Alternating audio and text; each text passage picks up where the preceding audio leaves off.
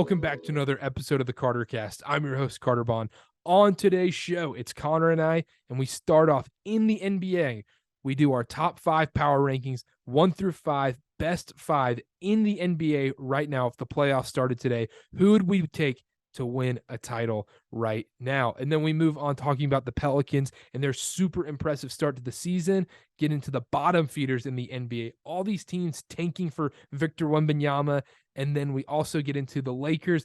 Are their wins for real or not? We dive into that as well. Then transitioning in college basketball, we talk about the preseason ranked #1 overall redemption tour. Carolina Tar Heels are now unranked. We talk about their dysfunctional season so far. We get into Duke. We do a quick college basketball roundup. We talk about all these different teams. We go through quickly. It's a great, great podcast. Make sure to subscribe, rate, review, do what you got to do to help out. Thank you so much for tuning in, and check out cartercast.com. Picks, clips, and blogs on there as well. Quick schedule update this week. We will be doing the football pod on Wednesday, going for back-to-back parlays. Once again, we're hitting too many parlays. I can't even keep track. And then also should have a Friday World Cup pod hopefully coming out, depending on if the matchups line up right, to talk about mainly Argentina being in the final. Let's hope so. I want to see Messi in the World Cup final. But hope you guys enjoyed today's show, and thank you again for listening. We're back. We're doing the basketball pod today. Connor and I wanted to start off before we get into NBA stuff. The parlay hit again. I know we're not talking football here, but the parlay hit again. The sharpest NFL podcast is back. We do it time and time again. We can't be stopped. If you tell us on this NFL podcast parlay, you're up. I don't even know the exact number of units. It's over 40. We've hit over a third of the season. Yeah. Is it 5? Just look at Connor's action account. Go in there and you can see it's like plus 200 units just from the NFL. Listen, if you go on my action account, ignore the NBA and ignore college basketball. But just look at the NFL, because I promise you this 200 units, whatever it is from the parlays and the Mormon money line parlay, which we gave out all in the podcast.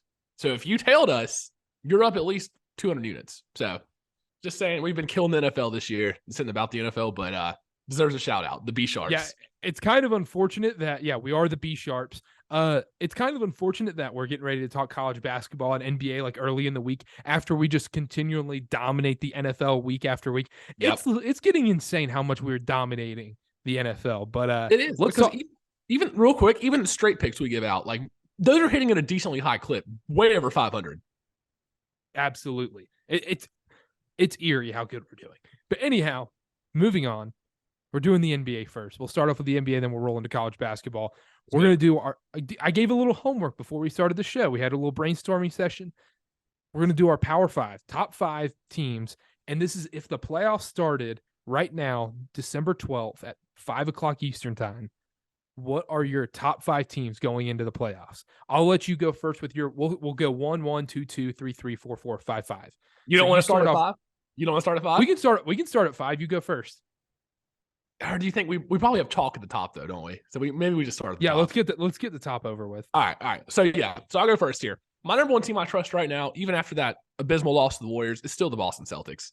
I think they've looked the best this year. They're the deepest team. They easily have the most depth. They have Brogdon. Blake Griffin's actually looked like a playable person without Horford being out. Grant Williams off the bench, Derek White, they've been rotating in and out. They have the deepest team by far. They look the most put together. I think they can keep it together for the playoffs, and they have a couple of those guys. Even though they lost to the Warriors, whenever Jason Tatum struggles, they have Jaylen Brown. They have Marcus Smart that can go get them a bucket. Even Malcolm Brogdon. They look like the most complete team to me right now here on December 12th. So that's why I've got them #1 still. I have the Bucks at #1 if the playoffs started today. The only reason I say that is Giannis is the main reason. But if you look at it right now, their record says 19-7. The Celtics are 21-6. The Celtics look better in their record. And the Celtics I think they've honestly played better this year. But the Bucks are gearing up for the playoffs. Mike Budenholzer's no longer doing this regular season thing where, like he did with Atlanta, where everything was about the regular season. Yep. Let's get 60+ wins and then just crumble in the playoffs. He's gearing up his guys with Giannis and Chris Middleton, load managing them all the time. You never know if Giannis is playing or not, but that's okay. Like that's fine. I trust these guys come playoff time. They'll be ready. They'll be healthy. They're limiting his minutes more. I really, really like that. So right now, I still think the Bucks should be the favorite to win the NBA title. The one pushback I have on that is Chris Middleton has barely played this year due to injury, which, you can't fault them for that. He's barely played. But is he going to be the same Chris Middleton? Like, he's missed all these games. And the Bucks in years past have relied on him, whenever Giannis gets tired or fouls out, or, they need a big shot even when Giannis is in the game. If they need a big shot, it's usually Chris Middleton.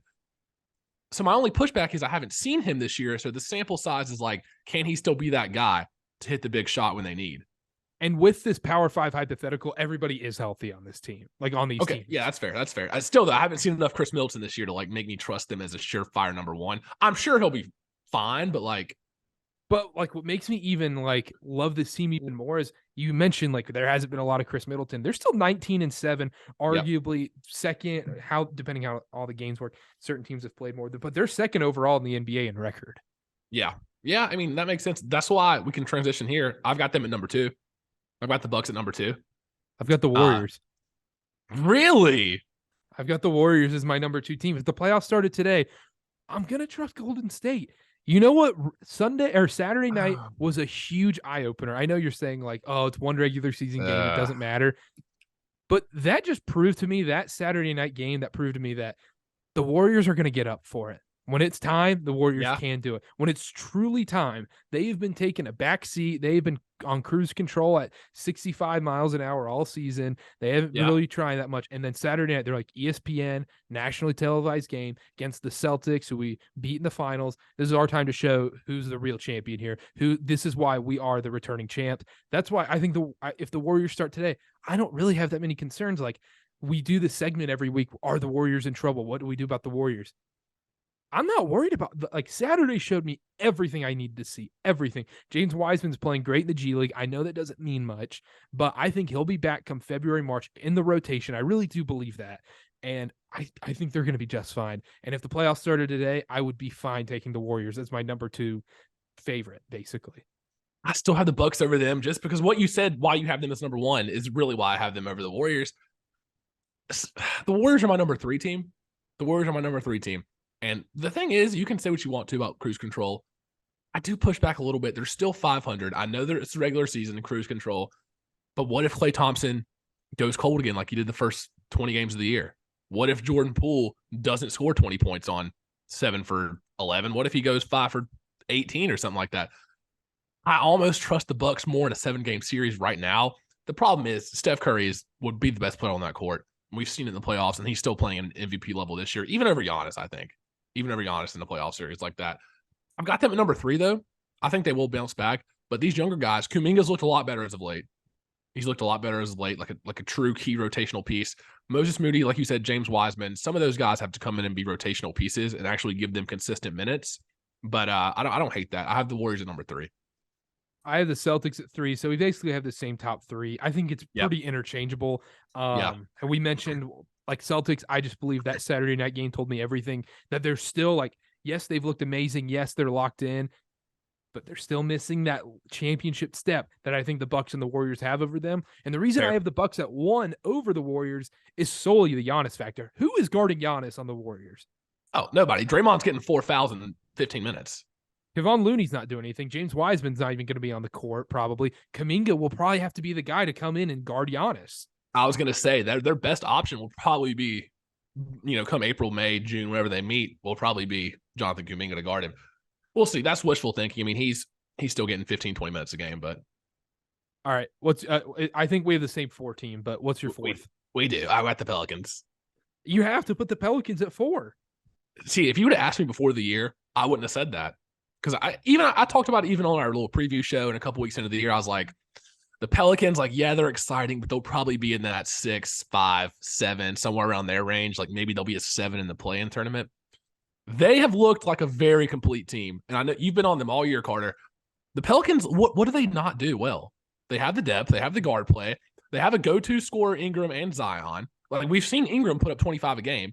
And now Zion's playing at an insane level, just dominated the Suns 2 games in a row. Like they really are complete. And when CJ McCollum gets back to form, like he doesn't have to score 25 a game like he did in Portland. He can just distribute the ball. They've got good bench pieces. Larry Nance, Jose Alvarado, Dyson Daniels has even looked good this year as a rookie. Trey Murphy's looked good. Trey Murphy, I don't even think he's ever missed an open 3. We've said that before.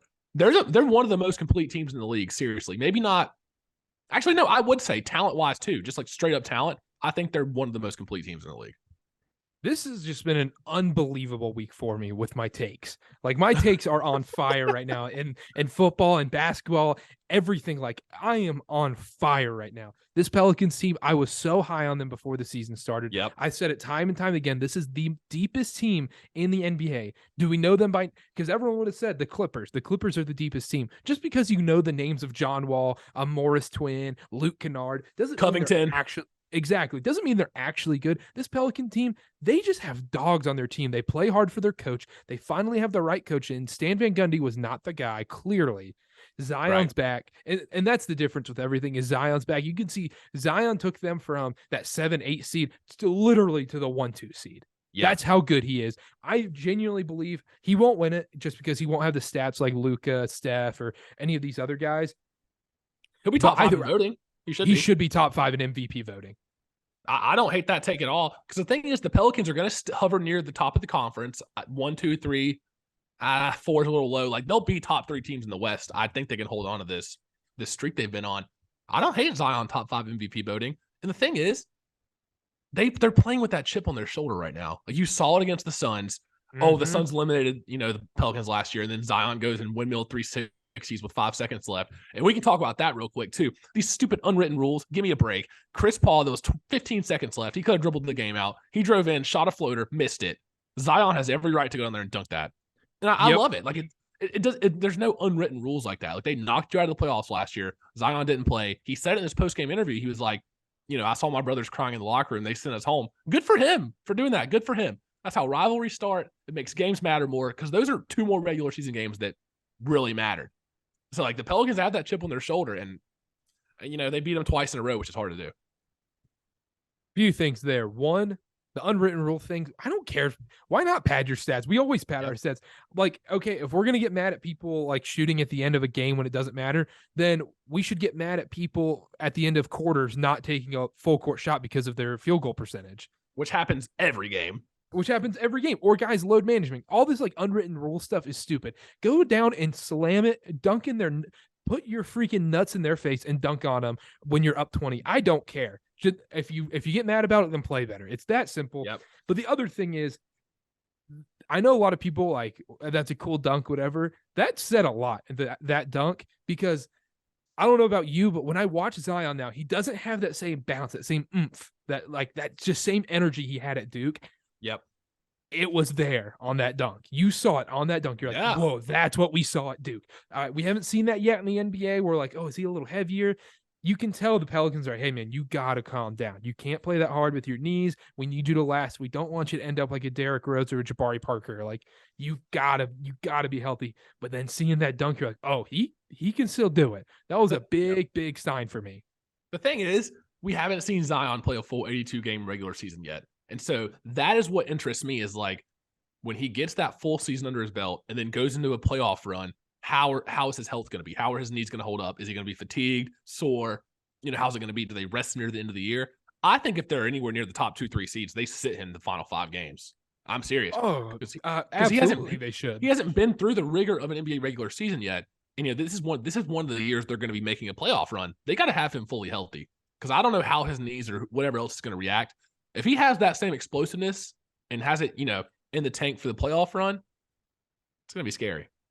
They play Utah next week, and they play Utah like Tuesday and Thursday. He's for sure sitting out one of those.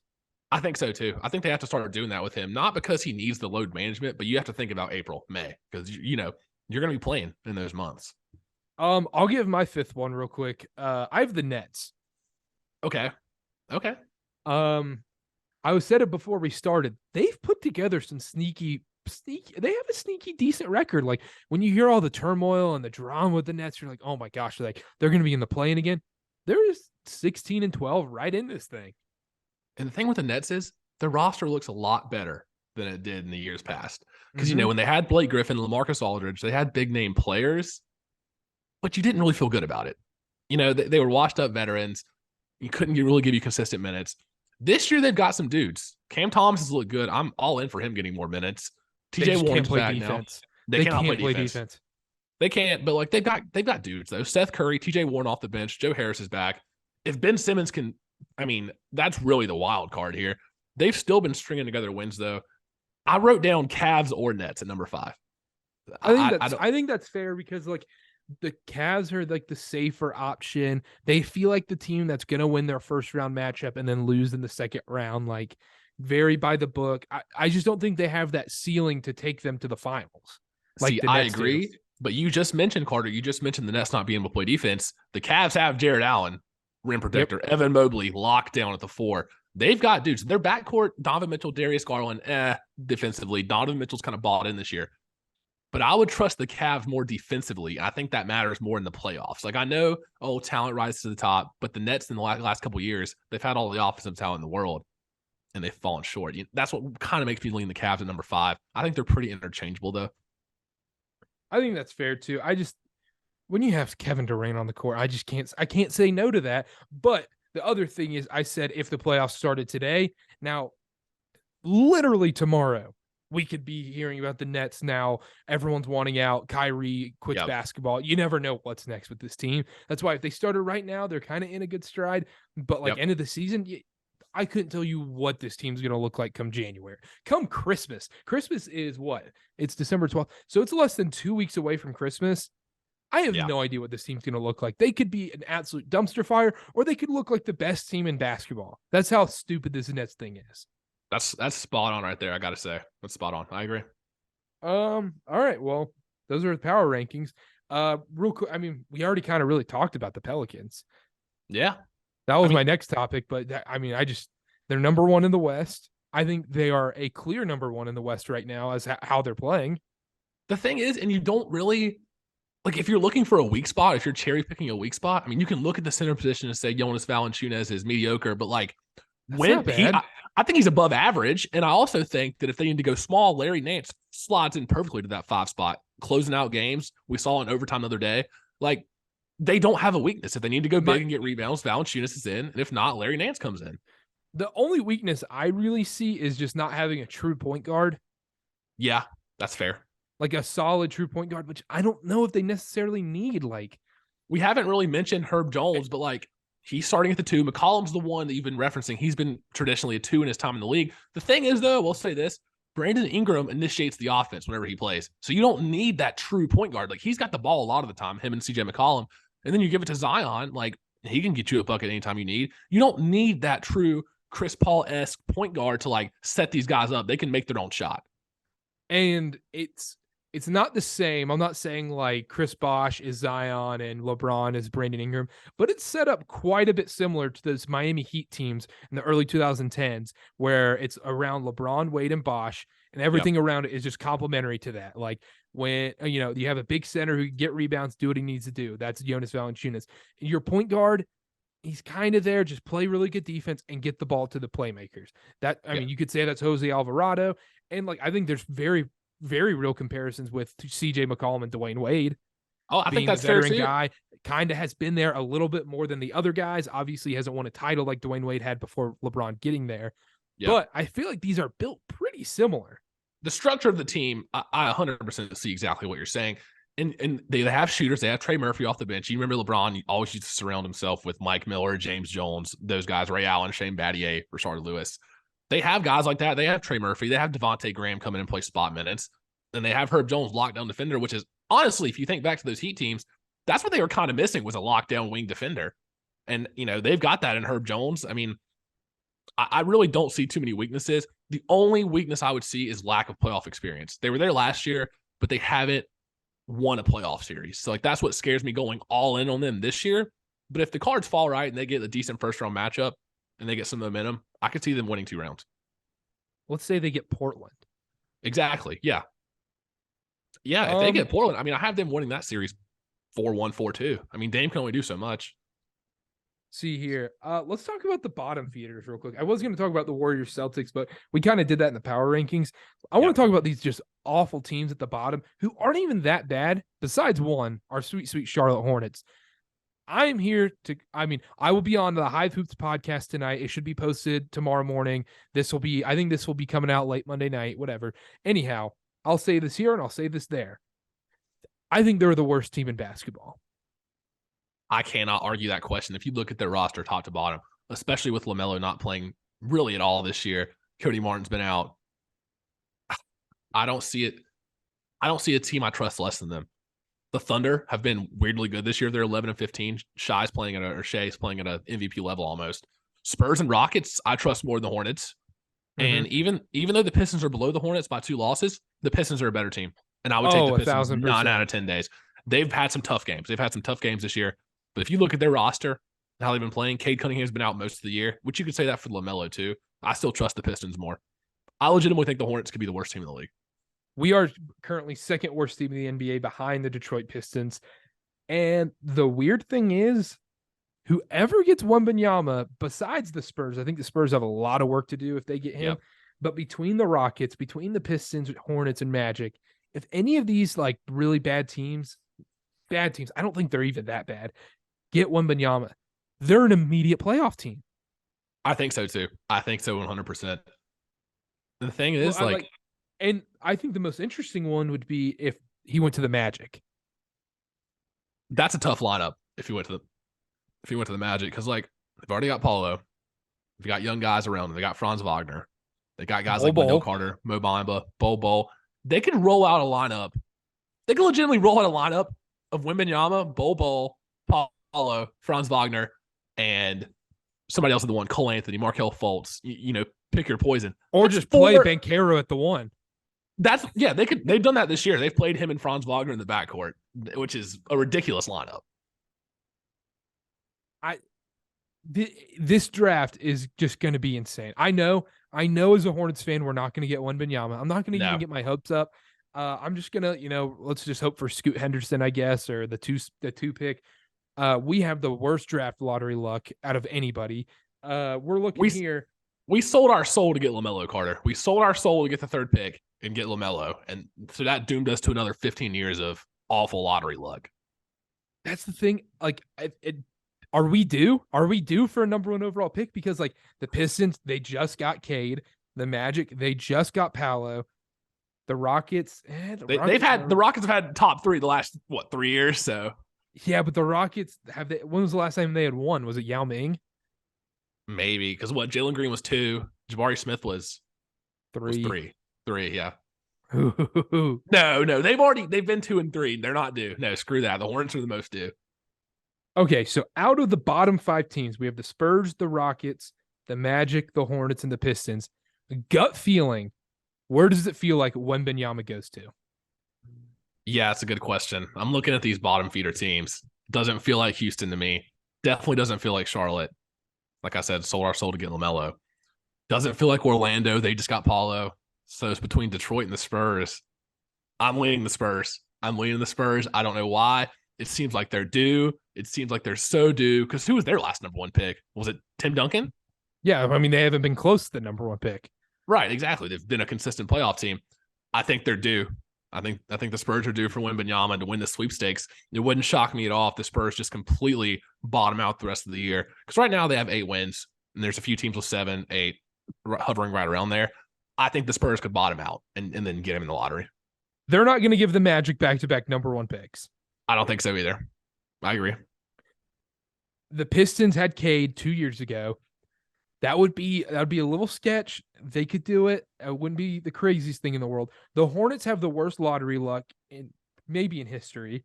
We get screwed by the NBA conspiracies consistently. Oh yeah, see Anthony Davis here. Give me a break on that.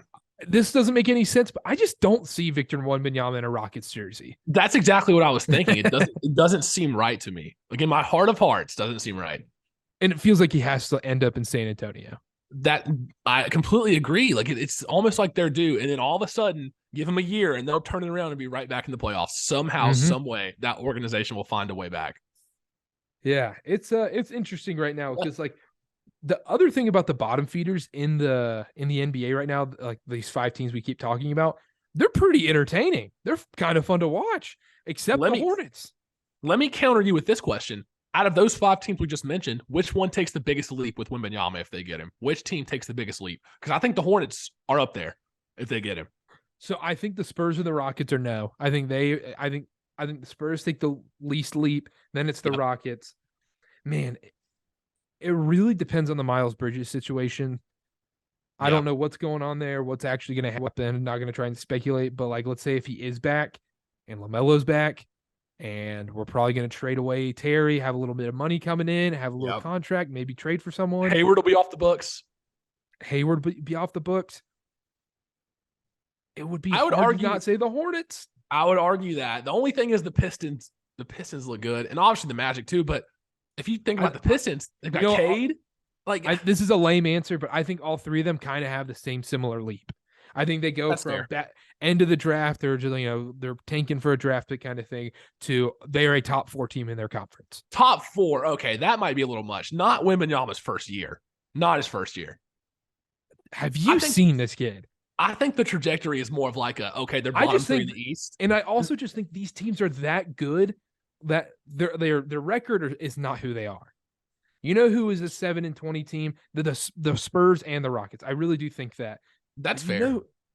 But I really don't think this Magic team is 8-20 bad. But Carter, think about this. You think Wembanyama, you don't think there's going to be an adjustment period? Obviously, the generational talent is there. Easily, you can see that. But you don't think it'll take him a year? Maybe so. Maybe I'll backtrack on that because I was a big non-Chet guy.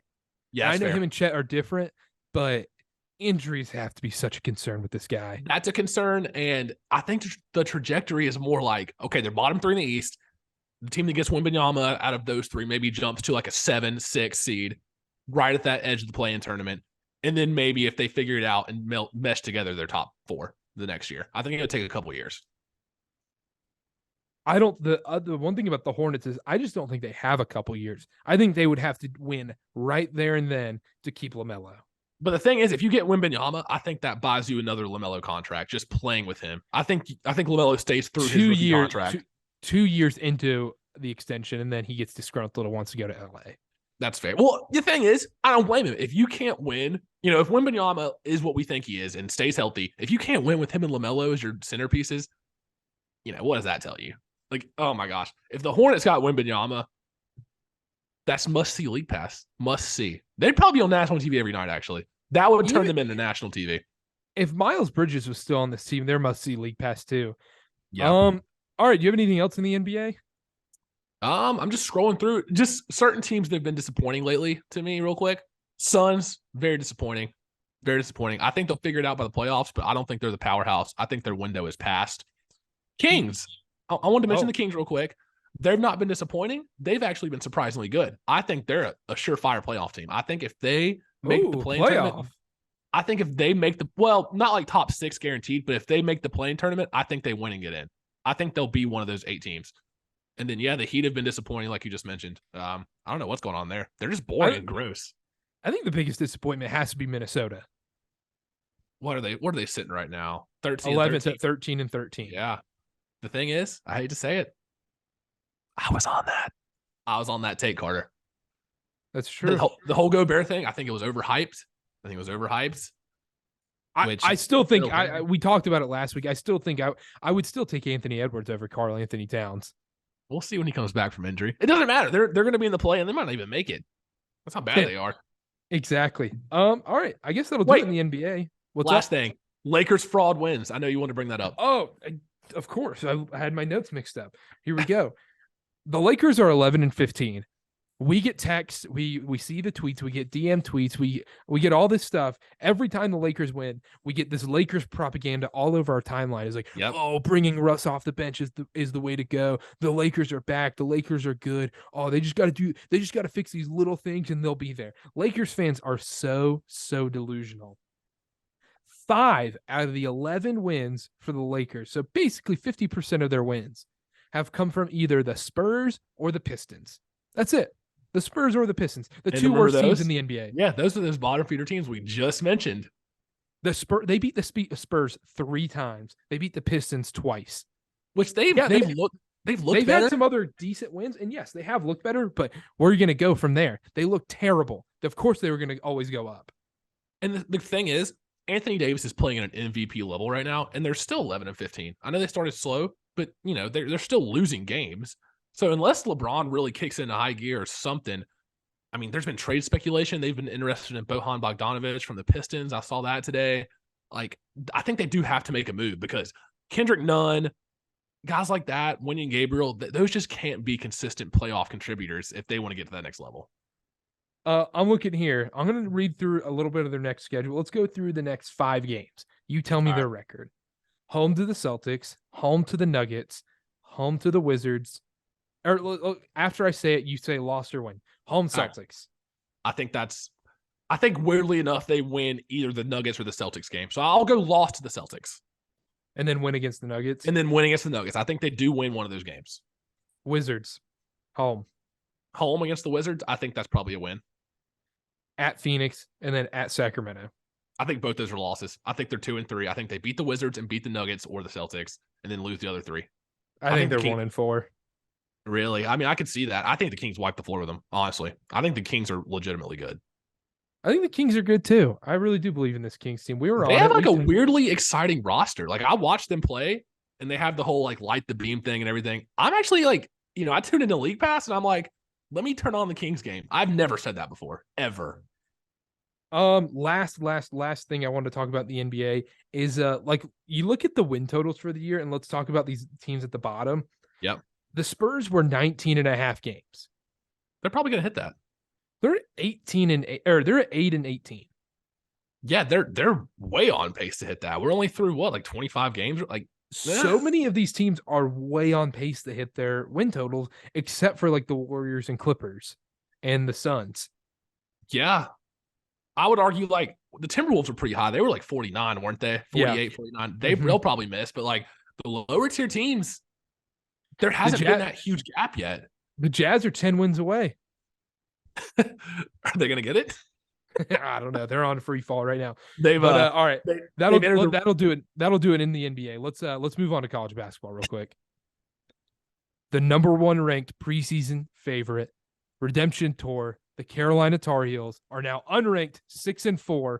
They beat Georgia Tech, coming off a 4-game losing streak. This team are straight up frauds, bona fide frauds. They are not the number 1 team in the country. They're clearly not. They're not. They couldn't beat Virginia Tech. They couldn't beat Indiana. Anytime they had to play a real program, they got destroyed. They got dismantled. I will say that Alabama game that they lost in 4 overtimes looks a lot better now. I wish they could have gotten that win. That would have been huge for them when they're a that loss team doesn't look bad in the net, though. Do what? That loss doesn't look bad in the net rankings, though. No, it doesn't. It does not at all. Maybe they're just setting up for it to be like last year, Carter. They want to be a bubble team again. No expectations. You're a bubble team. Carolina is a bubble team. I don't think they'll be a bubble team come March. I think they'll figure some things out. You guys have what? 1 quad 3 win? I guess. I don't know. I mean, that maybe so. Yeah, they haven't beat a good team. Portland might be their best win.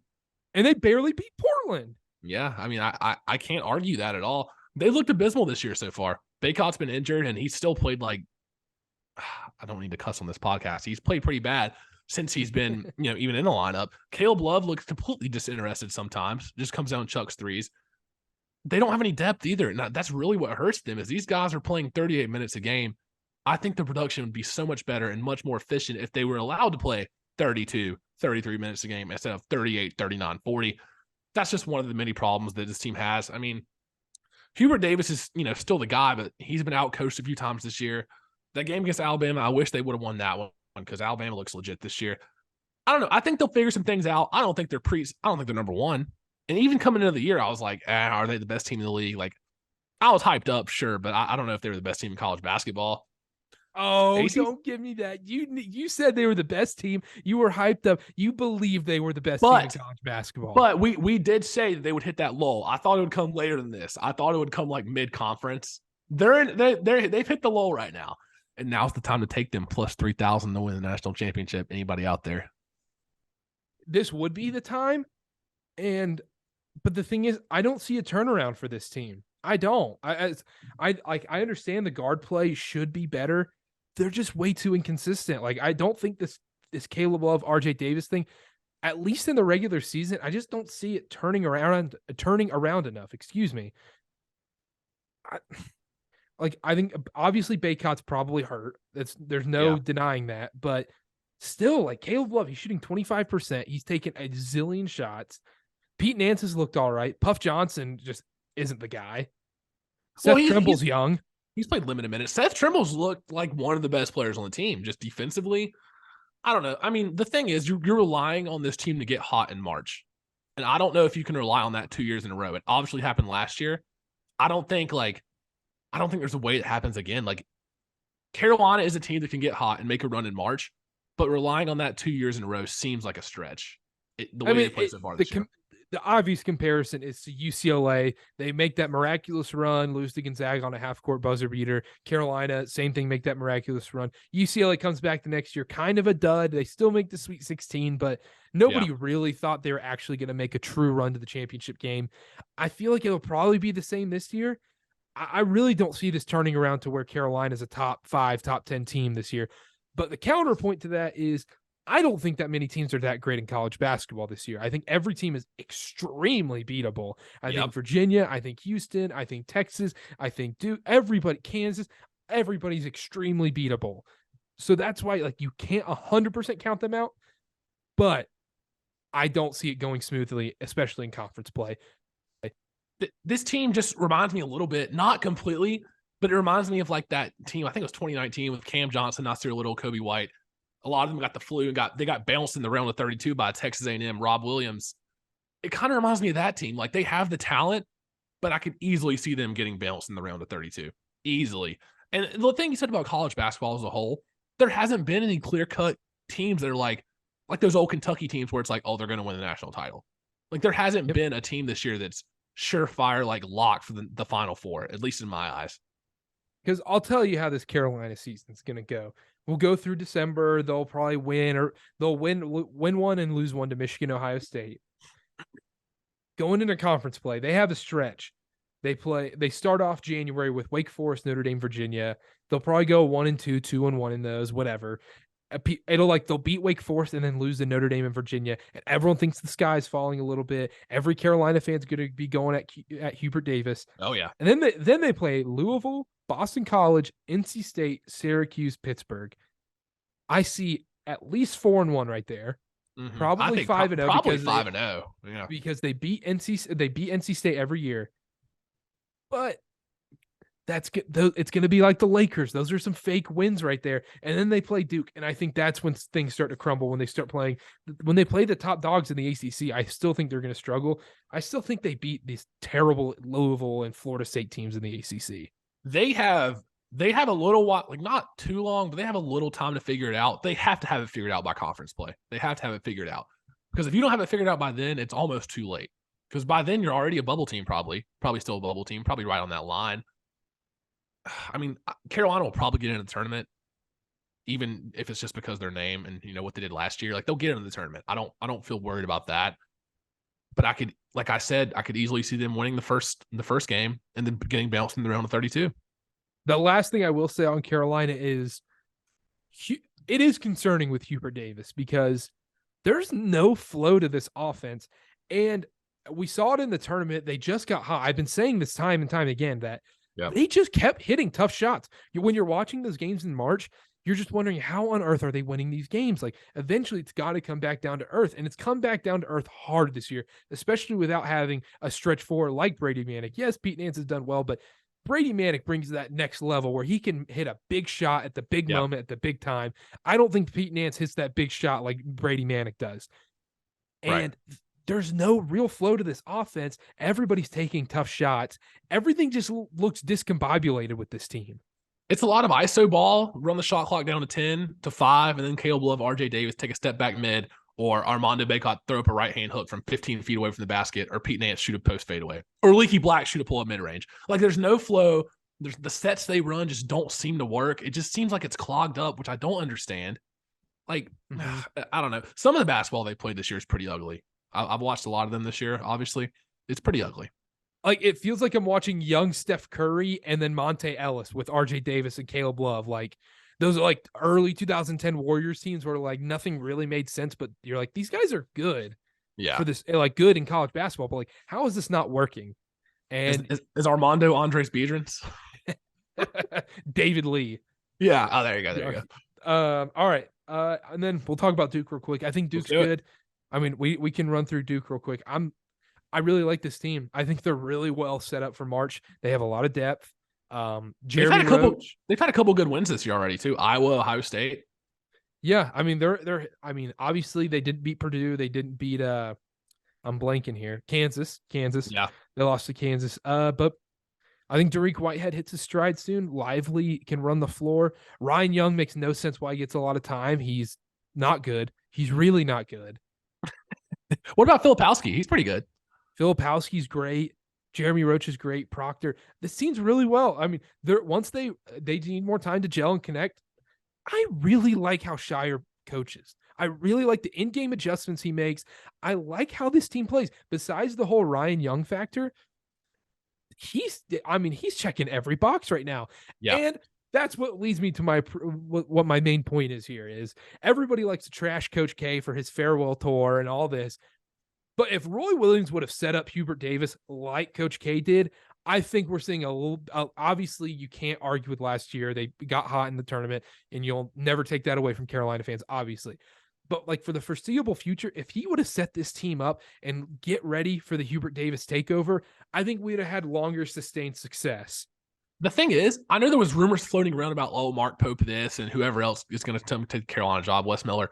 Do not think he kind of did. Obviously, it wasn't public, but Hubert Davis was on that staff for a long time. And if there was anybody on that staff who was getting the head coaching job after Roy left, it was Hubert Davis. So you don't think there was a little bit, maybe not to the level of Coach K, Shire's the next head coach, and this is my last ride, but I think there was still some of that. I think internally, yes, but I don't think with recruiting. Recruiting's all that matters. Yeah, and that's fair. I don't think there was a drop in recruiting with Hubert Davis, though. Like, guys love Hubert Davis, and he was the number one recruiter anyways while Roy was coaching. True. He was the number one recruiter anyways. So there wasn't that big of a drop-off. I don't know. Maybe it's just this team's just not that good, and they were just, they just got hot at the right time. Seriously, they actually probably just got hot at the right time. They have the talent, but something's just not working this year. I don't know what it is. And the thing is, even during the regular season last year, last thing I'll say on this, it wasn't working during the regular season last year. And then they just got hot at the right time. So we can make all the comparisons we want to. But back to Duke, they have a nice little stretch coming up. Wake, Florida State, NC State, Boston College, Pittsburgh. That's at least 4 wins, probably 5 guaranteed. Yeah, Wake is going to be a tough game. Wake's the one. Wake's the one. Wake's the one. That's the game. Wake Forest is going to have. It's the Joel's going to be packed. That's tough. That's the tie-dye game. It's going to be right before Christmas. That's a tough game. But I see 4-1. I really see this Duke team finishing second in the ACC. I don't see them finishing third. I don't see them finishing first. I really see them just sitting there at that 2 seed, and it's making me really consider buying a flight back to Greensboro for the ACC tournament. Don't hate that at all. Another thing I don't hate, they have not been getting a ton of national attention this year because Coach K's gone. They have not been in the spotlight because last year it was Coach K's retirement tour. Every game they're under a microscope, every single game. And if you're not like a hardcore college basketball fan, you haven't really been hearing that much about Duke this year. No, and I think that's kind of how it will be. And also, for the people that are like, F Duke, Duke this, whatever, like, and they're just saying, oh, Shire's goofy and all this. Like, bro, you can't hate on Shire.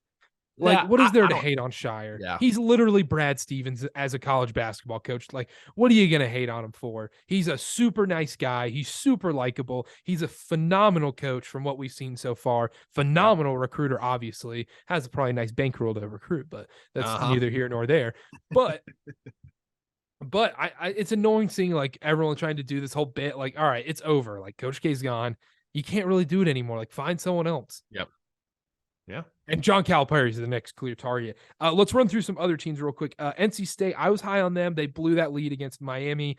I still like this NC State team, but if Kevin Keats doesn't make the NCAA tournament, he has to go. I was going to say, while you're on State, how many teams from the ACC legitimately make the tournament this year? We are now in December. Like, I see some college basketball pages. They're like trying to do a little bit saying, oh, it's only going to be a 3-bid league, 2-bid league, whatever. I don't think that's true. Virginia, Miami, Virginia Tech, Duke, and I think Carolina. I think Carolina gets in. I genuinely see 6 or 7. As crazy as it is, I wouldn't be surprised. I think one of NC State or Wake makes the tournament. I think so too. I easily see 6-bid ACC team this year. Obviously, it's early, but I think the bottom half of the ACC or bottom third of the ACC is so bad, there's not that risk of like cannibalizing yourself and having like 5 teams on the bubble like they had before. I think there'll be a clear-cut 5-6 teams to make the tournament this year. Absolutely. And NC State, yeah. I mean, they've got dudes on that team. I think a better coach, they're in a better spot. Moving on, Virginia Tech, they're phenomenal. Mike Young is coach of the year. Mike Yeah, Young they look is good. a fantastic coach. He showed it at Wofford. He shows it year after year why he is the guy in Blacksburg, winning the ACC. They won the ACC freaking tournament last year, and they're coming in, haven't skipped a beat, 10-1. Yep, they do look good. What about Louisville? How are they that bad? Carter, they were national champs not long ago. Let's see here. They're 0-9, Carter. Their only close games were Bellarmine and Wright State. Oh, and App. So But they lost all of those. That is crazy. They'll get a win this week against Florida A&M. But oh my God, it's just disgusting. Them and Florida State, because Florida State's 2-9. Boston College is awful. But that's expected. The thing is, Louisville and Florida State traditionally are pretty good at basketball. Like as a Carolina fan, as a Duke fan, you're usually scared to play Florida State. That's the other tough thing with the ACC this year. There's usually like one, maybe two bad teams there. Like it's when Jeff Capel with those Pitt teams a couple years ago, like they were bad. Georgia Tech's been in that realm before. But I'm looking here. Georgia Tech, Boston College, Louisville, Florida State are genuinely awful. And I think Syracuse is in that boat too. Pittsburgh, Jeff Capel's done a decent job down there. With the transfers and everything, I think he's doing the best he can. I think so too. And there's like you said though, the bottom third, fourth of this conference is literally abysmal. So we'll see how that plays into teams getting big wins later in the year. Texas, obviously the news came out today. Chris Beard arrested. We're not gonna really talk about that. That's just a weird team to look out for now after this whole situation. It is. Because how does that affect them? I think they're the best team in the country, and it'll be, I guess, look, we're not talking about the situation or anything, but it'll be interesting to see how this team bounces back from this. Yeah. You got to put like a little yellow caution light on the team from a basketball standpoint. It's like, okay, this could go one of two ways.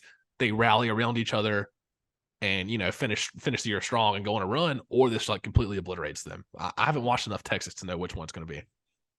Houston, I still don't think they're real, even though they lost to Alabama. It's easy to pick on them now. I said it the last week too. I'm not a big fan of this Houston team. That's fair. I mean, the thing is, every time Houston's good, it's like, okay, Houston's good, but like they're never like the odds-on favorite to win the national championship, and I think that's for a reason. No, they're like how Texas Tech was last year, just a bunch of athletic dudes. They're a tough out in the tournament. They're a tough out, but they don't have the consistent shooting and you need offense to make a deep run. Like Carolina got hot last year and made a deep run. It wasn't because their defense, that's for sure. Purdue, they squeak one out against Nebraska. They're the number one team in the country. Like, that's what I'm saying. Like, they're super beatable. Like, there is no one in college basketball that'll be a clear-cut favorite in March. I don't think there should be anybody, unless like something crazy happens. I really don't think anybody should be under plus 1,000 odds to win the title. It's legitimately a toss-up, and we're only in December, so we can speculate all we want to. We've seen at least 11, 12 games from all these teams, and like there's yet to be a clear front runner. Everybody looks so beatable. Purdue's a team I would trust more so, but still, I'm not even confident in that. And then I would, when you're looking at March coming up, I mean, if there's a team you like that's like 30-1 or more, like kind of like Carolina, take it now. Like, why not just take it now? If there's a team you like and they're going to get hot, because I genuinely think there's going to be a 50-1 team that has a legitimate shot to win the title that we're just not even counting for. Yep. I agree. I 100% agree. Anything else? I mean, kind of just went through quick fire there. Yeah, it's kind of a lull period right now in college basketball, but conference play is going to heat up soon, so I'm sure we'll get more into it then. But yeah, that's all I got. Okay. All right. Well, we have our football I'm losing it today. It's not there for me. All right. Schedule for this week: football pod coming out typical Wednesday night. You're probably hearing this. We will be talking a lot about the parlay wins and giving ourselves lots of pats on the back. So you might have to skip ahead 10 minutes if you don't want to hear that. Or if you just want to listen to the sharpest NFL podcast ever, make sure to tune in Wednesday night, Thursday morning for that episode. And then I'm going to try and do a quick 10-minute, 15-minute World Cup pod on Friday, talking about the World Cup final coming up Sunday. Praying Argentina's in the final. Praying. I want to see Messi win this so bad. Just we're gonna do a quick pod with Luke Gray, talk about Messi's legacy and everything. If Argentina does win, follow the Twitter at CarterB8 to be posted on that, whether we do the World Cup pod or not. Follow the TikTok, follow the Instagram, follow the Twitter at CarterCast, at CarterB8, at Connor_Sparrow, CarterCast.com, pics, clips, blogs, you name it, it's on there. Guests coming back on very, very soon, in the works right now. DM us, email us, whatever. If there's a certain guest we want us to get on, we will do our best to make that happen. Thank you so much for listening. Like, subscribe, rate, review. You know what to do. And that'll do it from us. We'll see y'all on the Football Pod Wednesday for the sharpest NFL podcast out there. And we're going to do our poll thing. It's going to be a long pod. Oh my gosh. We might have to break that up. That's going to be a long episode.